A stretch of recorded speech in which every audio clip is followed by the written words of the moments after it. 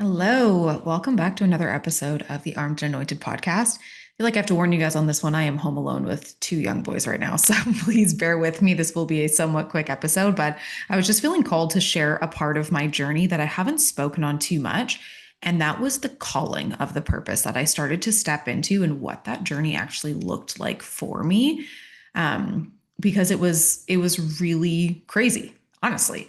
And when I was going through this, there was just so much doubt of like, but why me? Like, no, like that can't be for me. And I think that we get really caught up in this when we're working our businesses and when we're going through our life. Like, we're just watching other people and we're getting inspiration and we're kind of like pedestaling them in our heads where it's like, no, there's already an Ed Milet out there. So what's the point for me? My calling can't feel that big, or there's already a this person or that person and they're already doing it. So who am I to do this? And we have to remember that those people, they went through the same doubt. They went through the same hiccups, the things that like wanted to take them out, the people making fun of them.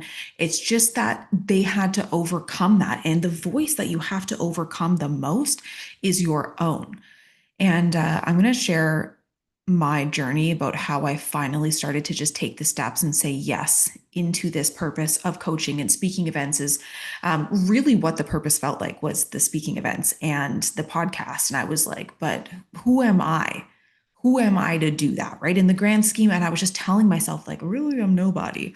And there are some of you who are listening who send me the most beautiful messages after my podcast, just saying, like your podcast is doing this for me or it's doing that. And every time it actually sparks so much joy in me because I've had to battle myself to even do consistent podcast episodes, being like, who really wants to listen to what I have to say? So if you're on the other side being like, how could she think that?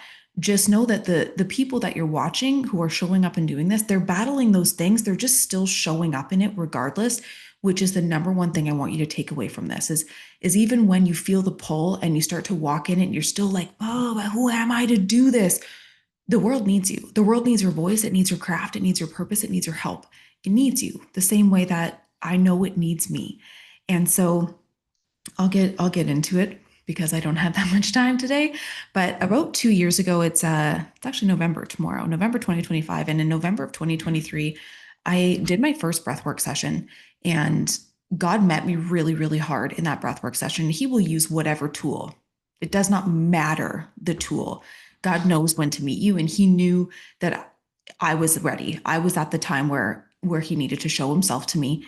And for the year and a half after that, I was doing breathwork session after breathwork session. I started listening to worship music and I started to really step down this journey. And because I grew up in the church, my dad was a pastor, he was the university Christian chaplain. Like, I really needed the journey to be intimate. I needed it to be just me and God. I didn't need community at that time. I didn't need church at that time.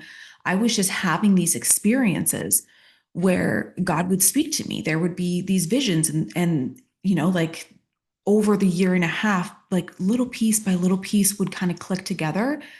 Nothing ever happened all at once. And I feel like that's an important thing for people to know. Like this journey of mine was 2 years of, killing off old versions of me and of saying yes and of kind of following pulls and listening to the voice that was speaking to me and doing the work and getting in training places. And it was a journey. It wasn't just like, oh, I heard this calling and so I went and did it and it was effortless and I never doubted myself for a second. That's not what it was at all. So last December, when I was in Austin, Texas, where my coaching container is based out of, I did a breathwork session that really showed me the grand scheme of what I was supposed to be doing. And I remember leaving it and I went into that. I was a client at the time actually, and I went to that event and I didn't know anybody. And it had been so long. I think it had been actually 2 years since I had stepped into my network marketing business and gone to travel to an event where I went by myself. And I remember going to Austin, Texas to this masterclass alone. And I was like, it has been so long since I have done something like this alone, where I'm going to step into a room and I don't know anybody. Like I've seen them on Zoom, but I don't know these people. And I'm staying by myself and I'm going to take myself out for dinner. And it was like, kind of rediscovering this part of me that did new things and that was capable on her own and didn't need the crowd. And in that breathwork session, I had been seeing the same vision for a while. And it was my network marketing team in front of me, and then like a massive crowd of people behind me. And I was twisting it through my own filter of like, oh, they're all going to come into my business. They're all going to come into my business. That's so great. And finally, God told me, He's like, no, like you have been asking me to send you into darkness and to use you to show people light, to show them purpose, to speak life into them. And I always joke with myself. I'm like, when you're asking God for things, man, you better be specific because I was just out there every day, like, send me into darkness, man. Show me how to create light in their lives, like this purpose. Like, I have an origin story with that where I just sat in lack of purpose for so long. I was like, I don't want another person to do that. And man, has He shoved me places. Like, you asked for this. Remember, you asked for this. Don't fight me on it. And I was like, oh, that's right. I asked you for this. But He showed me this huge crowd of people. And it was like, I knew. I was like, oh no. And that was the first time where I kind of saw that I felt it, but I wasn't sure. I wasn't like, you never really get to be sure. That's the most annoying part, is that you have to have the faith. And I didn't have the faith at that point. So that was the first time that I felt how big the calling was. And I was like, I don't know, man. I think I'm just going to keep like doing this network marketing thing. And the next month we were in January. Next month after December, we were in January. You guys can see where my Friday brain is at. We were in Maui with the company. They did their leadership meeting there. And I was feeling some type of way. I was feeling like really pulled into myself. And God does this really cool thing with me where He speaks things out loud through other people that usually trigger me. And that's His first way of redirecting me on a path. And so I walked up to a group of people and they all just stopped talking. And you know, when you like walk up to people and they all just goes dead silent and you're like, this group of people was definitely just talking about me. And so I was like, hey guys, like, what up? And someone's like, yeah, everyone here is just talking about how, you're going to leave network marketing and you're going to become a business coach. And at the time, I had absolutely no plans of doing that. I was just feeling called to like coach in person. And like, I thought it was going to be inside of my network marketing business. And I was like, okay, like y'all are just sitting around talking about that. And looking back now, I know God was speaking through that person to be like, Ashley, this is your path. But first, it's going to trigger you. First, you're going to fight me on it because that's what I do. And I'm so thankful now that I heard it spoken out loud because that's exactly what ended up happening. And, somebody else was there and they were like, why do y'all even care? Just work your own business. Who cares? And I was like, freaking blessed. Thank you. But I really was on this path where I was wanting to be a coach because I could feel this purpose. And when I would coach people and I would see them win, and that was the juice for me. That was the juice. I was like, oh, heck yeah, I need more of this. But I thought I had to do it inside of my network marketing company. And when I was doing it there, it was free. And I was just giving 99% of my time to coaching because that's what I love to do. And I was starting to get resentful of it because I don't know if you guys are aware of this, but when people pay for something, they pay attention.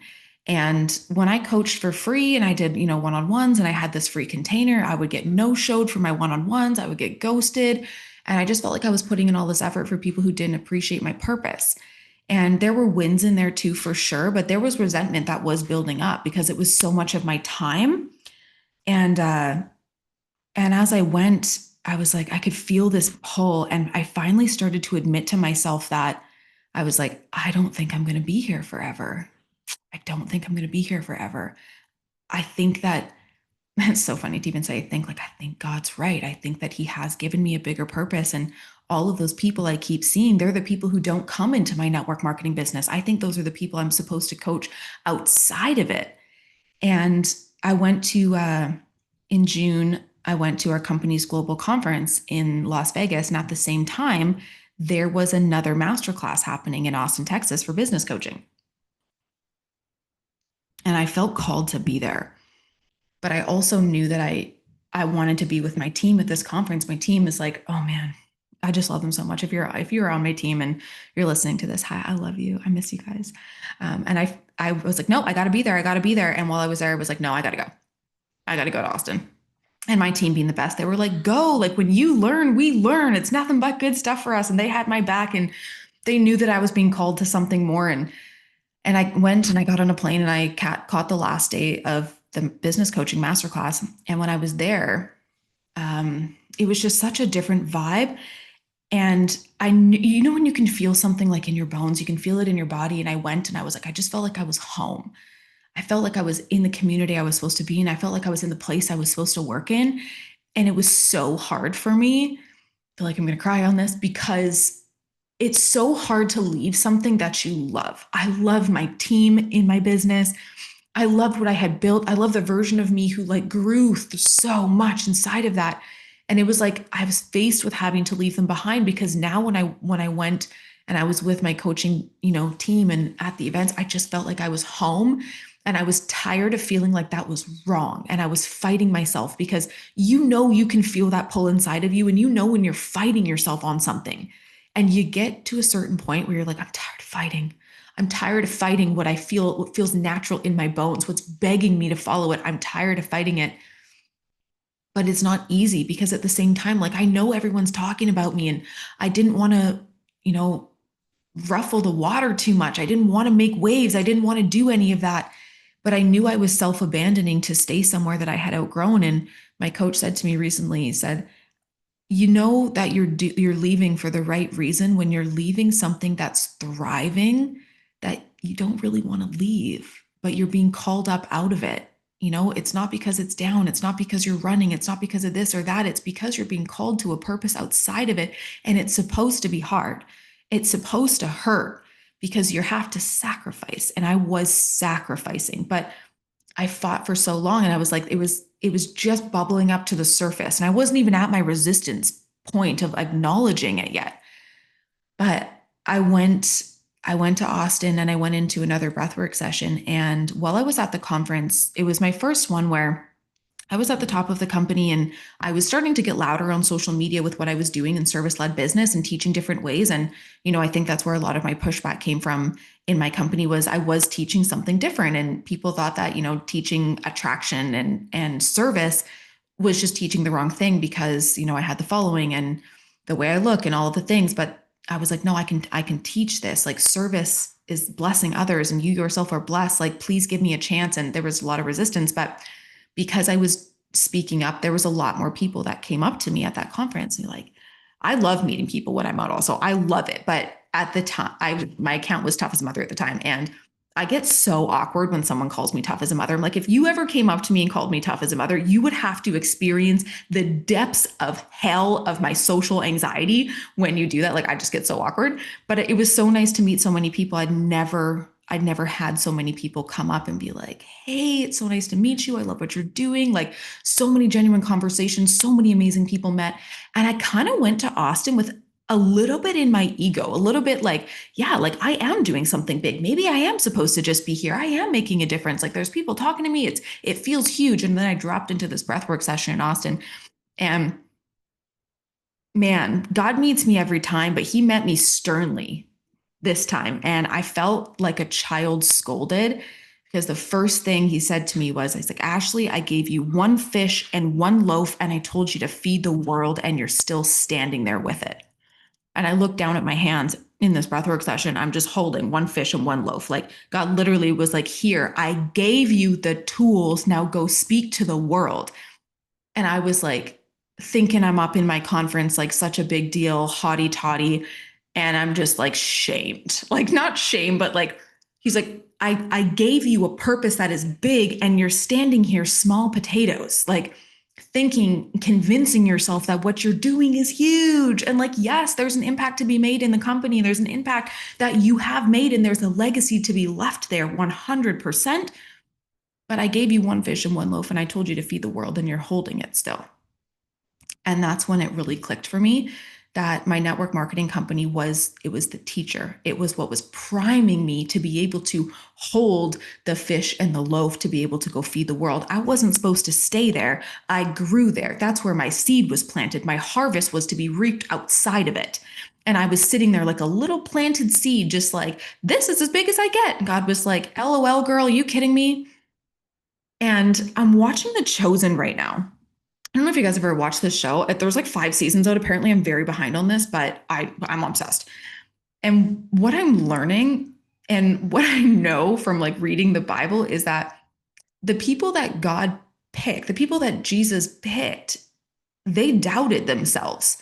He picked fishermen and tax collectors. He didn't pick kings. He didn't pick the royalty. He picked the people that were meant to serve this world, who were meant to make an impact, the people who he was like, get up and use your gifts. But they all had these battles where they had to believe in their gifts. Who am I? I catch fish. Who am I to be here, to do this, to have this calling? But the thing is, you guys, listening to this right now, if you feel that pull, that calling to do something where you're like, I'm supposed to impact people, you are supposed to impact people. And you have to stop talking yourself out of the calling the same way that I did, because even after that breathwork session where God asked me, he laid me down, sat at my head and said, Ashley, do you accept the purpose that I have for you? And I was like, yeah, man, like, yeah, totally. And then I was all pumped and I went back into the world and let the world convince me and let myself convince me that that was not for me.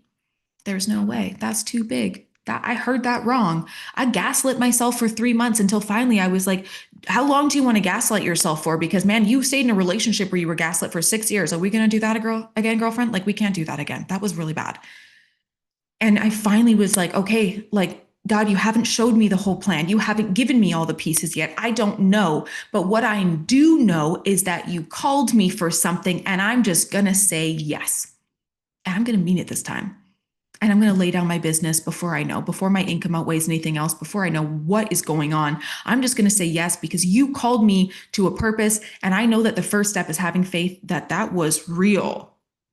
And it's so hard to be in this physical world and feel a pull, a call outside of yourself, because the physical world all around you, that's the voices, that's the circumstance you're living in, that's your bank account reflected at you. That's everything happening in physical time around you. And you still have to believe in something that you cannot see, that you cannot know, but you have to believe in that. And that is faith. And that was what I had to have. And so I stopped resisting and I was like, I'm just going to say, yes, here's my business. What do you want? Take it. Whatever you want, you can have. Because if that business that felt so big to me is a grain of sand in the plan that you have for me, I can't keep it. It's yours. You use it as a tool to grow me. But we forget that we are here to impact people. And I was coaching a client today, and I've said this to so many of my consultants and my team when they kind of doubt themselves and they're like, yeah, but who am I to do this? And I'm like, you have to go first. You have to be the one that goes first, that shows up to do it. And like the first person you're essentially convincing is yourself. But when you start to feel people impacted, when you impact that one person, you realize that it's not really about you. It's about God called you to serve. He called you to impact people. And you don't really know how great that scale is going to be, but it's when you feel that impacted person on the other side of your work, there's nothing that can undo that. When I felt that, when I felt the effect of what happened in the people's lives when I was coaching them, I was like, God gave me a gift. God gave me a purpose in this. And I live for what shows up in people's lives, what happens to them. I love seeing their light come up when they win. I'm like, that's what I want. And that's what you have too. And like, you have a gift and it's all going to be different. Like Jesus didn't call all of the same people. He called different people with different gifts to do different things. But the people who make it, the people who are out there living these big things, they battled day in and day out for it. I battled day in and day out for it. I just went through the past 10 days, man, like, and it's hard because when you're doing it out loud, you're like, I can't let people see that I'm struggling. Because I got to be sure in my yes. And I'm like, Ash, you can be sure in your yes and you can still feel overwhelmed. Like you're a human. You upturned your life, but you have to show up and like be honest with people. Let them see you do that journey out loud, because when you're impacting them, that's going to set them on a journey, and you don't want them to feel like it's wrong to feel like they're dying sometimes, that the growth is so hard it's burying them alive, but you're there to teach them how to keep digging through the grave and not lie down in it. You got to live that out loud. Like the last 10 days, I was like, I'm confident in my yes. I say yes every day. I wake up, I say, thank you, God, for this opportunity, for this purpose that you've put on my heart. I'm going to show up and I'm going to take the steps every single day, but I'm overwhelmed right now. But I'm a little bit afraid. And not that you don't got me, but that like I'm human and you're calling me to such big things. And for me, I'm like, I'm trying to raise my limits to meet what you have for me. And it's hard for me to see sometimes. It's hard for me to be like, the ceiling that you have for me, you literally don't even have a ceiling, you just open sky. And I'm trying to break all my ceilings. It's hard. But you have to say yes to it every day. You have to battle yourself. Like I'm in here battling my mind. And I also know that that voice that's in there that tries to keep you small, it's not you. You're just the only one that can hear it. And so I was kind of starting to believe this voice the last few days. I'm not going to lie, okay? It was saying all the right things that was just fueling my. What if nobody comes to your event? What if you fall on your face and your family starves? What if this? What if that? And then I had to remember that I don't live by what if, I live by even if. Even if it's hard, I go forward. Even if I look crazy, I follow the purpose. Even if it requires sacrifice, I'll lay it down. I don't go by what if, because what if drives fear and even if drives faith. And then the voice told me the other day that I was super ugly. And it was like, you're so disgusting. Your body is, and it started to lie to me like that. And I woke up so quickly because I was like, oh, I was being a fool for a second. You're lying to me, because my husband has conditioned me so hard that I am literally the best person of all time. I am so pretty. Like my husband has conditioned me so hard to the point where I'm like, I can't even believe my, like the voice in my head lying to me about that. Cause I'm like, nah, that's not true. That's not true. Like, not at all. And I was like, you outed yourself. That's where you made a mistake, is you tried to undo what my husband has done, what I believe so firmly in my bones. And I like woke up out of the voice and remembered that the more power you give it, the more energy you give it, it grows. Whatever reps you're doing, that's what strengthens. And I was doing the reps of listening to that voice instead of following my faith. I had to wake up. I had to wake up, and some of you guys need to wake up and realize what reps you're doing. Are you doing the reps where you're listening to the voice that keeps you small and talks you out of your purpose? Because I've been there. Who are you to do that? You're nobody. Look at this person over there. They're already doing it. They don't need your voice. The world doesn't need your voice. They're already doing it. They're huge. You'll never get there. You're just a nobody. I've done this. And you need to wake up and realize right now, who am I strengthening? Who am I strengthening in my head? Because that negative voice, that's not yours. That's just a voice that we've allowed to take root and live there. And you guys literally just start screaming no at it. That's what I did. I was like, nope, nope, no to you. Get out. And I forgot that warrior in my mind where I'm like, you don't get to be here. You don't get to take root in me. God showed me this. God gave me this God-given gift, this purpose. I'm following. How dare you try to take me off my path? And then I got a little bit flattered. I got a little bit flattered because when those voices try to take you, when they try to overrun you and you're like, oh, this is happening a lot in my head, they're working so hard to stop you because they believe to be true the God-given gift that you have. And they're just trying to take it out. You should get mad at that. I got a little flattered because I was like, oh, y'all trying to trip me up so hard. You believe it. I'm powerful. You're going to try to trip me up that hard? You're going to lie to me that hard? That's crazy. You're trying to take me out. You almost, you got me for a second, but then you called me ugly. That was a lie. You can't take me out. You got to start getting a little bit mad and get back in your authority. You can get flattered too at the same time. Like something's trying to convince you that you don't have that. When you're in the world and it's like, who am I to do that? Start laughing. Be like, oh, that's right. You're so scared of me. You're going to try to convince me that I'm nobody. You're going to try to convince me that I'm not worthy. You're going to try to compare me to other people so that I feel so small. I'm not having that. So I wanted to share my journey of just like going through that and like where that purpose came from and how I have to battle myself still to this day to do this. But the ones who make it, the ones who go out there and create that big impact in the world, they just get up every day and battle themselves. They follow that calling, that purpose, no matter how big or scary it is, or how many times they trip up, or the steps that they need to take, or what they have to sacrifice and lay down. And if you are willing to be that person that does that too, nothing will stop you. Nothing will stop you. So you just got to ask yourself today, am I willing to show up for the people that need me? Because when you ask yourself that question too, all of the things that flow from yourself, they're going to lay down because you'll get up every day for the people that need you, for the purpose that is calling you.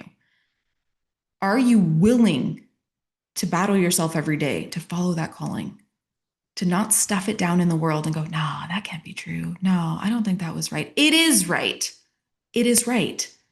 You feel the stirring, the purpose is there. You're probably going to resist it. And just know that like God doesn't call us because we're perfect or because like we're already who we need to become. He calls us because he's going to strengthen us with the journey that it takes to get there. If he just popped me here, I wouldn't even be able to hold this. I'd be like, well, I burned my whole life down. What are you talking about? That's insane. The journey strengthens us, but you have to stop denying the start of the journey. You have to just say yes and be like, yeah, I'm going to go on this journey. I'm going to do what it takes to become who I need to get there. Start your journey. Mine was 2 years from the start of it until right now. It was 2 years. Like, are you willing to do the first 2 years? Because I know I'm baby steps in. Are you willing to do the first 2 years? You got that purpose in you. It's time to say yes. I'll see you next time.